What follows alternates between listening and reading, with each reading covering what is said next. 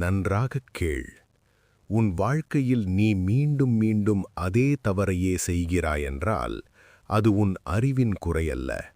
அது உன் மனத்தின் மறைந்த பகுதி உனக்கு எதிராக வேலை செய்வதின் விளைவு. சாணக்கியர் ஒருமுறை சொன்னார், வெளியிலுள்ள பகைவரை வெல்வது எளிது, மனத்திலுள்ள பகைவரை வெல்வதே உண்மையான வெற்றி. இன்று உன் மிகப்பெரிய எதிரி உன் மனமே. நீ நினைக்கிறாய், நான் புரிந்து கொண்டேன், நான் மாற வேண்டும். ஆனால் உன் வாழ்க்கை மாறவில்லை. ஏன் தெரியுமா? மாறுவது விழிப்புணர்வு மனம் அல்ல, மாறுவது மறைமனம். மறைமனத்திற்கு கத்தி சொல்ல வேண்டாம், அது கேட்காது. அதற்கு மெதுவாக சொல்ல வேண்டும், மீண்டும் மீண்டும். அதுதான் சப்ளிமினல் மெசேஜ். நீ தூங்கும்போது அல்லது ஆழ்ந்த அமைதியில் இருக்கும்போது உன் மனம் பாதுகாப்புச் சுவர்களை கீழே இறக்குகிறது. அப்போது விதை விதைக்கப்படுகிறது.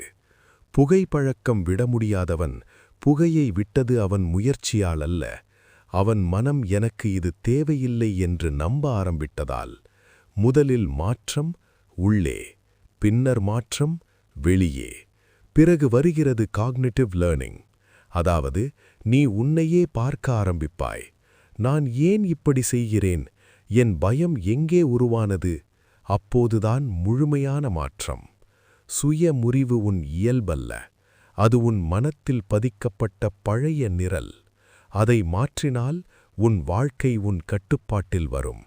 நினைவில் வை, மனத்தை வென்றவன் வாழ்க்கையை வென்றவன்.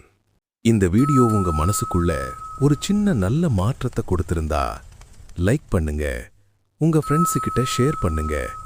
இப்படிப்பட்ட வாழ்க்கையை மாற்றும் கதைகள், மோட்டிவேஷன் வீடியோஸுக்கு மாத்தி யோசி லைஃப் ஈஸி சேனலை சப்ஸ்கிரைப் பண்ண மறக்காதீங்க. மாத்தி யோசி, வாழ்க்கை லேசாகும்.